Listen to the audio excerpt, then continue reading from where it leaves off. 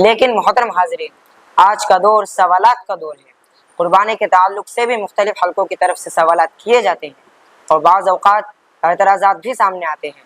مثلاً، کیا جانوروں کو ذبح کرنا ظلم نہیں؟ کیا اسے تکلیف نہیں ہوتی ہوگی؟ قربانی کی جگہ اگر قربانی کی رقم کو صدقہ کر دیا جائے تو کیا فائدہ نہیں ہوگا؟ اور اگر قربانی اتنی ہی بڑی عبادت ہے تو انسان کی قربانی کیوں نہیں، صرف جانور ہی کیوں؟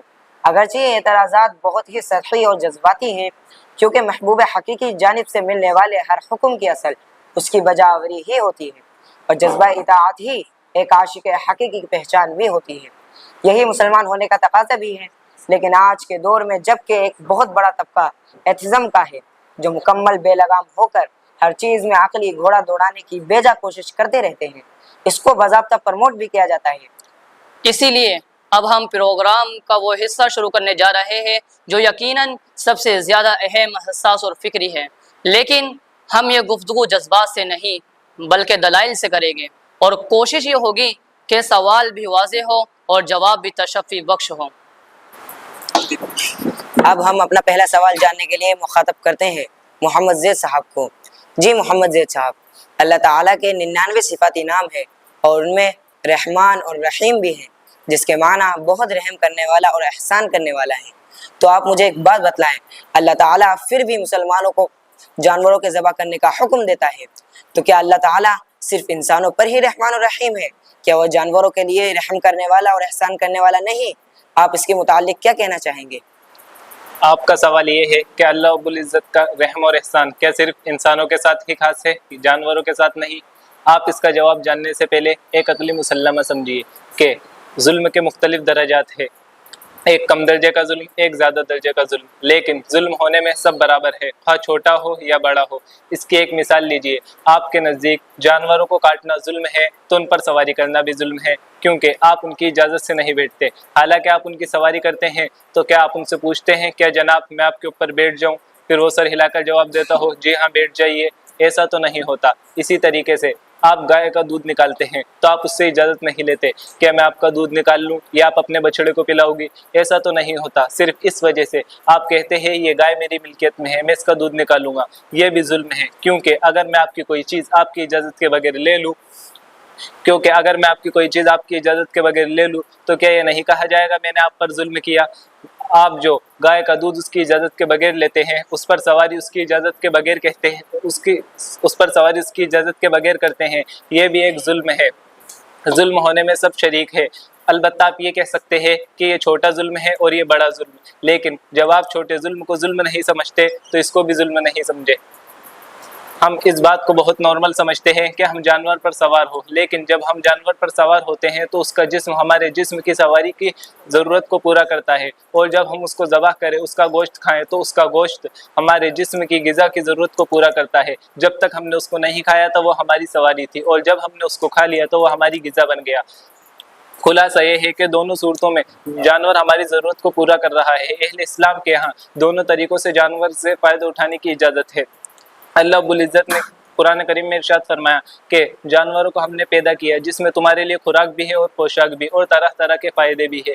دوسری جگہ قرآن کریم میں اللہ رب العزت نے ارشاد فرمایا والذی خلق الازواج كلها وجعل لكم من الفلك والانعام ما تركبون لتستووا على ظهوره ثم تذكروا نعمة ربكم اذا استويتم عليه وتقولوا سبحان الذي سخر لنا هذا وما كنا له مقرنين وانا الى ربنا لمنقلبون، جس کا ترجمہ یہ ہے کہ وہی جس نے تمہارے لیے جانوروں کو پیدا کیا اور کشتیوں کو بنایا تاکہ جب تم ان پر بیٹھو تو اللہ کا احسان یاد کرو اور کہو کہ پاک ہے اللہ جس نے ان تمام چیزوں کو ہمارے لیے مسخر کیا، ورنہ ہم اتنی طاقت نہ رکھتے کہ ہم ان کو قابو میں کر سکے۔ جو لوگ اللہ کے تعلق سے کہتے ہیں کہ نعوذ باللہ اللہ تعالیٰ ظالم ہے، وہ خود گائے سے دودھ لینے کو جائز سمجھتے ہیں اور اس کو قربان کرنے کو ظلم کہتے ہیں، یہ تو سراسر ناانصافی اور دوہرا رویہ ہے۔ اب آپ کے سوال کا جواب سنیے کہ یقیناً اللہ رب العزت رحمان الرحیم ہے، اور یقیناً اللہ رب العزت کا رحم اور کرم دنیا میں سب کے ساتھ برابر ہے، خواہ وہ انسان ہو یا جانور، اور اللہ رب العزت हाकिमीन भी है, यानी कि अल्लाह रब्बुल इज़्ज़त के अहकामात में जो भी पोशीदा राज है वो अल्लाह ताला ही जानता है। आप ये बात भी जान लीजिए कि अल्लाह रब्बुल इज़्ज़त ने रहमानुर रहीम होने के बावजूद अपनी हिकमत के तकाजे से जानवर को काटने का हुक्म दिया, तो ये कोई रहम करम के खिलाफ नहीं। आप इसको बिल्कुल इसी तरीके से समझ लीजिए कि यही रहम का तकाजा कि आप उस डॉक्टर से करेंगे जो ऑपरेशन थिएटर में मुकम्मल इंसान को चीरफाड़ देता है या होशमंदी की हालत में इंसान के टाके लगाता है, कि हम उसको जालिम कहते हैं? हालांकि इंसान रोता है, चीखता है, तड़पता है, लेकिन हम उसको जालिम नहीं कहते। क्यों? क्योंकि हमें मालूम है इसके साथ हकीमाना मामला यही है कि इसके टाके लगे, इसकी सर्जरी हो, और इसलिए हम डॉक्टर और सर्जन को बड़े बड़े अमाउंट भी पे करते हैं। तो अल्लाह रब्बुल इज़्ज़त का जानवर को काटने की इजाज़त देना ये अल्लाह ताला का हकीमाना मामला है, और अल्लाह ताला का कोई हुक्म रहम करम के खिलाफ नहीं। मुझे यकीन है कि आप इस सवाल का जवाब पूरी वजाहत से समझ चुके होंगे। माशाअल्लाह, बहुत वजाहत के साथ आपने बयान कर दिया कि अल्लाह ताला सिर्फ इंसानों ही पर नहीं बल्कि तमाम मखलूक़ात के लिए रहमान और रहीम है। अब हम अपना दूसरा सवाल जानना चाहेंगे मोहम्मद फरहान साहब से। जी मोहम्मद फरहान साहब, अय्याम कुर्बानी आते ही सबसे पहले ये सवाल उठाया जाता है कि गोश्त खाने और महज अपने मज़े के लिए बेवजह जानवरों को कुर्बान करना क्या जानवरों पर जुल्म नहीं है? गोश्त खाना ये एक ऐसा मसला है जिसको हमारे मुल्क में मुसलमानों से जोड़कर देखा जाता है, लेकिन हकीकत ये है कि ये सिर्फ किसी खास कौम और दीन का मसला नहीं है, बल्कि दुनिया के सभी मुल्कों, ज़्यादातर धर्मों और इंसानों में ये फितरत के तौर पर मौजूद है। वो कौम जो हमारे मुल्क के एक हिस्से में गोश्त खाने से रोकने का दावा करती है, उसी कौम के लोग मुल्क के दूसरे हिस्से में गोश्त खाते हैं। इसी तरह इसी कौम के बाज़ त्योहारों पर गोश्त सबसे ज़्यादा फ़रोख्त होता है और गोश्त का कारोबार करने वाले इन त्योहारों का बेसब्री से इंतज़ार करते हैं। फिर ये भी समझने की बात है कि आजकल मगरबी ममालिक को तरक्की का मयार समझा जाता है, और उन सभी मुल्कों में गोश्त खोरी इस कदर आम है कि उन्हें अपनी ज़रूरत पूरा करने के लिए दूसरे मुल्कों से गोश्त खरीदना पड़ता है। लिहाजा ये बात तो खुलकर सामने आ जाती है कि गोश्त खाना ये सिर्फ मुसलमानों का मसला नहीं, बल्कि गोश्त खाने से रोकने वाली कौमें भी इसमें शरीक है। बहुत सी ऐसी कंपनियां हैं जो गोश्त न खाने वाले लोगों की है, लेकिन बड़े आलमी पैमाने पर वो गोश्त का कारोबार करती है, बल्कि मुअज़्ज़ज़ समझे जाने वाले जानवरों के गोश्त का भी कारोबार करती है। BBC हिंदी 2013 के आदाद शुमार के मुताबिक गोश्त की सालाना खपत में ऑस्ट्रेलिया और अमेरिका ने पहला नंबर हासिल किया था। मगरबी यूरोप के अक्सर ममालिक में एक इंसान सालाना 90 से 100 किलो गोश्त खाता है, मगर BBC सर्वे के मुताबिक हिंदुस्तान की 2/3 आबादी गोश्त का इस्तेमाल करती है, और ये बात खुली हुई है कि मुसलमानों की आबादी हमारे मुल्क में 2/3 नहीं है। और जहाँ तक सवाल जानवरों पर जुल्म का है, तो ये बात समझनी चाहिए कि दुनिया का कायदा और ज़ाब्ता है कि अजमत और बुजुर्गी वाली चीज़ के लिए दूसरी चीज़ को कुर्बान कर दिया जाता है। जैसा कि आज मेडिकल साइंस का दौर है, जब किसी इंसान को खून की कमी होती है तो दूसरा इंसान उसे अपने खून का अतिया करता है, उसकी सेहत और अजमत की पेश नज़र। कोई नहीं कहता कि ये जुल्म है, बल्कि उसको हुस्न व खूबी की नज़र से देखा जाता है। हालांकि खून को बनाने के लिए बेहतरीन ग़िज़ाओं के इस्तेमाल की ज़रूरत होती है। इसी तरह आजकल मुर्दा इंसान के आज़ा को ज़िंदा इंसान की हयात और ज़िंदगी के लिए उसके बदन में लगाया जाता है, तो उसको कोई जुल्म नहीं कहता, बल्कि उसको भी तारीफ़ की निगाहों से देखा जाता है। इसी तरह एक फ़ौजी जो अपने मुल्क की सरहद की हिफाजत के लिए अपनी जान कुर्बान कर दे, तो उसको कहा जाता है कि शहीद है, और उसके ख़ानदान वालों को सरकार की तरफ से खुसूसी रियायतें मिलती है। कोई नहीं कहता कि फ़ौजी ने अपनी जान देकर जुल्म किया, अपनी जान देकर अपने आप पर जुल्म किया, इसलिए कि खून लेने वाले की देश की और इंसान की अजमत बहुत बड़ी हुई है। जब किसी को खून देना, अपने किसी बदन के किसी आज़ा का दान देना और देश के खातिर जान देना जुल्म नहीं, तो किसी इंसान की खुराक के खातिर जानवर का कुर्बान होना भी जुल्म नहीं, इसलिए कि इंसान की अजमत दुनिया की तमाम तर चीज़ों से ज़्यादा बढ़कर है। फिर भी अगर कोई कहता है कि ये जुल्म है, तो ये बात समझनी चाहिए कि इस जुल्म में वो लोग भी शरीक है जो कहने को तो गोश्त नहीं खाते, लेकिन जानवर की दूसरी चीज़ें मसलन दूध का इस्तेमाल करते हैं, ये भी जुल्म है। इसलिए जबकि आज दूध इंडस्ट्री बहुत बड़ी हुई है और हर एक फ़र्द की बुनियादी ज़रूरत है, और ये बछड़े का हक है, और गोश्त और जानवरों के खून से तैयार होने वाली आलात और दवाइयों का जाने अनजाने में इंसान इस्तेमाल करता है, और इसी तरह जानवरों की रगों से तैयार होने वाले इंसानी सिलाई के धागों का इस्तेमाल किया जाता है, और इसको कोई जुल्म नहीं कहता, बल्कि ये भी जुल्म है। नीज़ वो तमाम जानवर जो اپنی خوراک کے لیے دوسرے کمزور جانوروں کا شکار کرتے ہیں ان کو بھی ظالم قرار دیا جائے، حالانکہ یہ سب ناممکن ہے، اس لیے کہ اگر ان جانوروں کو ظالم قرار دیا گیا اور ان سے گوشت کو دور کر لیا گیا تو وہ زندہ ہی نہیں رہ سکتے۔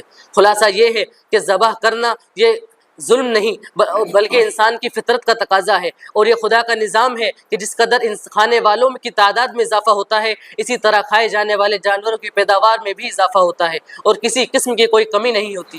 بہت خوب۔ اب ہم اپنے تیسرے سوال کا جواب جاننے کے لیے مخاطب کرتے ہیں جناب محمد عیاض صاحب کو کہ ہم قربانی کے ایام میں بیچارے جانوروں کو بے وجہ ذبح کر دیتے ہیں، تو کیا اس میں انہیں کوئی تکلیف نہیں ہوتی ہوگی؟ اس کے متعلق آپ کیا کہتے ہیں؟ پہلے یہ جان لیجیے کہ اس دنیا سے اپنے وقت پر سب کو رخصت ہونا ہے، اور یہ بات یقینی ہے کہ جانور کو ذبح ہونے میں اتنی تکلیف نہیں ہوتی جتنا غم کیا جاتا ہے، اور یعنی طبیعی موت سے زیادہ نہیں بلکہ کم ہوتی ہے۔ یہ تو حکم طبیعی ہے، اور ذوق سے معلوم ہوتا ہے کہ شاید اتنی کم ہوتی ہے کہ مثل نہ ہونے کے ہو، کیونکہ عاشق کے لیے بڑی خوش نصیبی ہے کہ محبوب کے سامنے گردن جھکے اور اس کے نام پر قربان ہو جائے۔ خدا تعالیٰ سے محبت ہر چیز کو ہے، اور کیوں نہ ہو جبکہ محبوبہ نے خدا سے ہر شے کو محبت ہوتی ہے۔ ان مقدمات کو پیش نظر رکھتے ہوئے کہا جائے گا کہ جس وقت جانور کو معلوم ہوتا ہے کہ خدا تعالیٰ کے نام پر ذبح ہونا ہے تو وہ خوشی میں مست ہو جاتا ہے۔ یہی نکتہ ہے کہ اس میں بسم اللہ اللہ اکبر کہہ کر ذبح کیا جائے کہ اس سے جانور مست ہو جاتا ہے۔ چنانچہ اس کی ایک نظیر ہے کہ شہداء کو خدا تعالیٰ کے نام پر سر کٹانے کی خاص خوشی ہوتی ہے، اور قرآن و حدیث میں شہادت کا اعلیٰ مقام تفصیل سے بیان فرمایا گیا ہے۔ اسی طرح اگر جانور کو زبان اور افہام کا طریقہ دے دیا جائے تو یقیناً وہ خود اس قربانی پر خوشی ظاہر کرے۔ اچھا رکے، ایک منٹ رک جائیں۔ اچھا، آپ کا کہنے کا مطلب یہ ہے کہ جانور اپنی خوشی سے ذبح ہوتا ہے، تو اچھا یہ بتائیں کہ وہ ذبح ہوتے وقت بھاگتا کیوں ہے، دوڑتا کیوں ہے اور ادھر ادھر چلاتا پھرتا کیوں ہے؟ اچھا، تو آپ کا یہ سوال ہے کہ یہ عظیم مسئلہ ہے تو اس سے جانور بھاگتا کیوں ہے اور تڑپتا کیوں ہے، تو آپ جان لیجیے کہ یہ فطری اور طبعی چیز ہے۔ جس طرح ایک مجاہد بخوشی شہادت پیش کرتا ہے، جس طرح ایک فوجی دیش کے لیے اپنی جان کا نذرانہ خوشی سے پیش کرتا ہے جب ان کو گولی یا تلوار لگتی ہے تو ان کا تڑپنا طبعی ہے، اسی طرح جانور کا ذبح کے وقت تڑپنا طبعی ہے۔ ذرا بتائیے، جس شخص کا آپریشن ہو رہا ہو، بدن میں چیرے لگے ہوئے ہو اور اس کو اس وقت ہوش آ جائے تو کیا وہ آپریشن بیڈ پر رہے گا؟ ہرگز نہیں، کیونکہ یہ فطری اور طبعی تکلیف ہے۔ اسی طرح جانور کے ذبح کے وقت اس کا نقل و حرکت بھی فطری اور طبعی ہے۔ جزاکم اللہ خیر۔ اب ہم اپنے چوتھے سوال کا جواب جاننے کے لیے مخاطب کرتے ہیں جناب محمد جنید صاحب کو۔ محترم، اچھا آپ مجھے ایک بات بتائیے کہ مسلمانوں کے عقیدے کے مطابق سب سے پہلے ایک عظیم انسان ہی کو ذبح کرنے کا حکم دیا گیا تھا، تو پھر انسان کو بھی ذبح کر سکتے ہیں، صرف جانور ہی کو کیوں ذبح کیا جاتا ہے؟ آپ اس کے متعلق سے بھی کچھ بیان فرما دیجیے۔ کوئی یہ کہے کہ انسان کا ذبح بھی جائز ہو سکتا ہے، ہاں اس میں شک نہیں کہ فی نفسی ذبح انسان کے لیے بھی عمدہ ہے، اور یہی وجہ ہے کہ شہادت کو اعلیٰ کمال مانا گیا ہے، لہٰذا انسان سب مخلوقات سے اشرف ہے، اس کو اوروں کے لیے ذبح کرنا تو ظلم ہوگا جبکہ خدا کے لیے قتل ہونا ثواب۔ مگر انسان کے ذبح نہ کرنے پر اور بھی بہت سے قوی دلائل موجود ہے۔ خلاصہ یہ ہے کہ انسان کے ساتھ بہت سے حقوق وابستہ ہے، مثلا کسی کی پرورش ہے، کسی کا نان و نفقہ ہے اور کسی کی دیکھ ریکھ ہے۔ اب اگر انسان کے ذبح کرنے کا حکم دے دیا جائے تو مشکلات کا ایک بڑا سلسلہ پیدا ہو جاتا ہے، اس لیے انسان کو قتل کرنا عرف میں سزا کا موجب ہے، شرعی قانون میں اس کو سخت گناہ کہا گیا ہے۔ الغرض انسان کا قتل اس لیے تجویز نہیں ہوا کہ انسان کے ساتھ بہت سے حقوق وابستہ ہے، ان کا ضائع ہونا زیادہ دکھوں کا موجب ہے۔ ماشاءاللہ۔ اب ہم اپنا پانچواں سوال کا جواب جاننے کے لیے مخاطب کرتے ہیں محمد اویس صاحب کو۔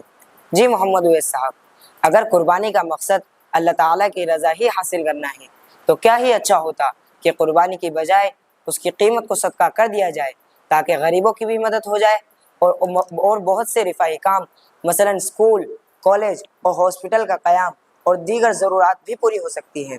اور ویسے بھی اللہ تعالیٰ نے قرآن مجید میں ارشاد فرمایا ہے، سورہ حج آیت نمبر 37 کے مطابق اللہ تعالیٰ کو تقویٰ اور دل کا خلوص ہی پہنچتا ہے، اور یہ بات یقینی ہے کہ صدقے میں تقویٰ اور دل کا خلوص ہی ہوتا ہے۔ تو آپ کی اس کے متعلق کیا رائے ہے؟ پہلے تو آپ یہ بات ذہن نشی فرما لیں کہ ہم جو قربانی کرتے ہیں اس کا مقصد جانور کو ذبح کرنا ہی ہے، اور ان ایام میں اللہ کی رضا سب سے زیادہ جانور کو ذبح کرنے سے ہی حاصل ہو سکتی ہے، اور اللہ تعالیٰ کا حکم بھی جانور کو ذبح کرنے کا ہی ہے۔ لہٰذا اگر کوئی شخص قربانی کرنے والا قربانی کا سارا گوشت تو کھا لے، جانور کی کھال کو جائے نماز بنا لے، تو قربانی کے اجر میں معمولی سا بھی فرق نہیں آئے گا۔ یہ الگ بات ہے کہ جو اجر قربانی کے گوشت کو تقسیم کرنے پر ہے وہ نہیں ملے گا، اور غریبوں کی ہمدردی کا عنوان بھی ختم ہو جائے گا۔ لیکن اگر کوئی شخص سارا گوشت استعمال کرنا چاہے تو کر سکتا ہے، کیونکہ مقصد جانور کو ذبح کرنا ہے۔ جب یہ بات سمجھ میں آ جائے تو یہ اشکال بھی خود بخود ختم ہو جائے گا جو ابھی آپ نے کیا، کہ قربانی کے ایام میں قربانی کے جانور کو ذبح کرنے کے بجائے اگر ہم جانور کی قیمت کو صدقہ کر دیں تو غریبوں کا فائدہ زیادہ ہوگا۔ کروڑوں جانور ایک دن میں ذبح ہوتے ہیں، اگر ہم ان کروڑوں جانور کے پیسوں سے جو کہ اربوں کی مقدار میں بنتے ہیں یتیم خانہ، شفا خانہ، اسکول، کالج وغیرہ بنا دے اور غریب بچیوں کے نکاح کرا دے تو کتنا کام ہو سکتا ہے، لیکن ہم جانور کو ذبح کر کے اس مال کو ختم کر دیتے ہیں۔ لہٰذا اس کا جواب یہ ہے کہ سورہ حج آیت نمبر 34 میں اللہ تعالیٰ کا ارشاد ہے وَلِكُلِّ أُمَّةٍ جَعَلْنَا مَنْسَكًا لِيَذْكُرُوا اسْمَ اللَّهِ عَلَى مَا رَزَقَهُم مِّن بَهِيمَةِ الْأَنْعَامِ فَإِلَٰهُكُمْ إِلَٰهٌ وَاحِدٌ فَلَهُ أَسْلِمُوا۔ ترجمہ، اور ہم نے ہر امت کے لیے قربانی کو اس غرض کے لیے مقرر کیا کہ وہ ان مویشیوں پر اللہ کا نام لے جو ہم نے ان کو عطا فرمائے ہیں، لہٰذا تمہارا خدا بس ایک ہی خدا ہے، تم اسی کی عبادت کرو، تم اسی کی فرما برداری کرو۔ اس آیت میں جانور کے ذبح کو بڑی عبادت قرار دیا گیا ہے، مقصد بھی یہی ہے اور حکم بھی یہی ہے، لہذا ہم اللہ کے احکامات الہی ادا کرنے کے پابند ہیں۔ اور جہاں تک آپ کا سوال ہے کہ اس رقم سے ملی اور قومی فائدہ ہو سکتا ہے، تو جان لیجئے شریعت کے اس طرح کی ضروریات کے لیے ایک مستقل نظام ہے۔ ایک حکم زکوٰۃ کا ہے، اب ہر وہ آدمی جو صاحب نصاب ہے اگر مکمل زکوٰۃ ادا کرے تو لوگوں کی تمام ضرورتیں پوری ہو جائیں گی۔ پھر صدقۃ الفطر ہے وہ ادا کرے، پھر تمام صدقات نافلہ ہے وہ ادا کیے جائے۔ اگر یہ تمام صدقات صحیح طریقے سے ادا کیے جائے تو لوگوں کی تمام ضرورتیں پوری ہو جائیں گی اور کوئی شکل پیدا ہی نہ ہوگی۔ لہٰذا ایسا ماضی میں ہو چکا ہے کہ یہ تمام صدقات صحیح طریقے سے ادا کیے گئے، تو لوگوں یہاں تک کہ ایک وقت ایسا بھی آیا کہ زکوٰۃ کے مستحقین تلاش کرنے سے بمشکل ملتے تھے۔ لہٰذا اللہ رب العزت تو چاہتے ہیں کہ بندہ مال کی قربانی بھی دے، اور اگر سونا چاندی مال تجارت ہے تو زکوٰۃ دے، اور زمین ہے تو پیداوار سے عشر ادا کرے، اور جانور ہے جن پر زکوٰۃ آتی ہے تو زکوٰۃ دے، اور اس کے علاوہ بھی اللہ کے نام پر دے۔ لہٰذا اللہ رب العزت تو ہم سے ہر قسم کی قربانی مانگتے ہیں۔ ہم پر اور اسلامی احکامات پر سوالات کھڑے کرنے والوں، یاد رہے قوم مسلم دور اول سے آج تک دنیا احکامات الہی ادا کرنے کے ساتھ ساتھ دنیا کے سب سے زیادہ رفاہی و فلاحی کام کرنے والی قوم ہے۔ دیکھ لیجئے لاک ڈاؤن کے موقع پر لوگوں کی خدمت مسلمانوں نے کی، پنجاب سیلاب کے موقع پر لوگوں کی مدد کس نے کی اور ان کو سہارا کس نے دیا؟ مظفر نگر فساد کے موقع پر بعض آباد کاری کا کام کس نے کیا؟ صوبہ کیرل میں سیلاب کے موقع پر کس نے مدد کی؟ یہ تمام کام ہم ہی لوگوں نے کیے۔ ماشاء اللہ، جزاک اللہ خیرہ۔ محترم حاضرین، آج کی اس علمی نشست میں ہم نے قربانی کو صرف ایک رسم کے طور پر نہیں بلکہ ایک فکر، عبادت، تاریخ، حکمت اور شعور کے طور پر سمجھنے کی کوشش کی ہے۔ ہم نے جانا کہ قربانی کی جڑیں تاریخ انسانیت میں موجود ہیں، یہ سنت ابراہیمی کا جیتا جاگتا تسلسل ہے، اور اس کا مقصد محض جانور کو ذبح کرنا نہیں بلکہ اپنی خواہشات کو اللہ کے حکم کے سامنے جھکا دینا ہے۔ اور ہم نے یہ بھی دیکھا کہ قربانی پر اٹھنے والے سوالات بظاہر معقول ضرور ہے، مگر اسلام کے پاس ان کے دندان شکن جواب اور اطمینان بخش حل بھی موجود ہے۔ یہ عبادت نہ ظلم ہے، نہ بے مقصد رسم، نہ محض گوشت کا معاملہ، بلکہ یہ اعلان ہے کہ بندہ جب اللہ کے حکم کی بجا آوری کرنے پر آتا ہے تو اپنی پسند، خواہش، مال اور محبوب چیزوں تک کو قربان کرنے کے لیے تیار رہتا ہے۔ آج ضرورت اس بات کی نہیں کہ ہم قربانی کو صرف ادا کریں بلکہ ضرورت اس بات کی ہے کہ ہم قربانی کو سمجھ کر ادا کریں، کیونکہ قربانی صرف جانور کی نہیں ہوتی، اصل قربانی نفس کی ہوتی ہے، غرور کی ہوتی ہے، خواہشات کی ہوتی ہے، اور اپنی مرضی کو رب کی مرضی پر قربان کرنے کا نام ہوتی ہے۔ قربانی صرف ایک عمل نہیں بلکہ بندگی کا اعلان ہے۔